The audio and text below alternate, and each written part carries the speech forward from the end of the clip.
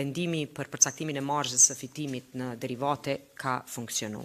Do thotë ne kemi përcjell tregun dhe ka pasur keq kuptim në atë se cili është çmimi. Domethënë ne nuk kemi vendosur çmim tavan, kemi vendosur marzhë të fitimit.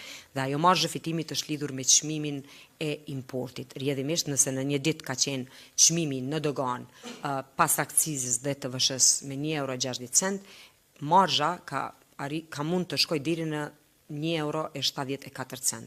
Dhe gjitha interpretimet për mos respektim të marzhës së fitimit janë bërë bazuar në një deklaratë time, në një postim timin në marzhën e asaj dite, gjithsesi në çmimin maksimal të asaj dite.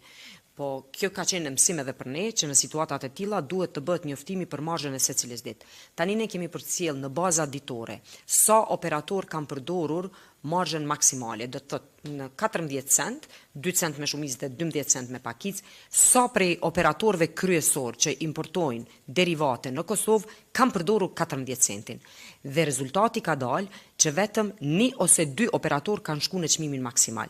Do të thotë shumica e operatorëve kanë përdor pjesën në mes prej 2 deri në 12 ose më saktësisht në shumicë prej 2 deri në 8 cent. Do të thotë nuk e kanë përdor çmimin maksimal.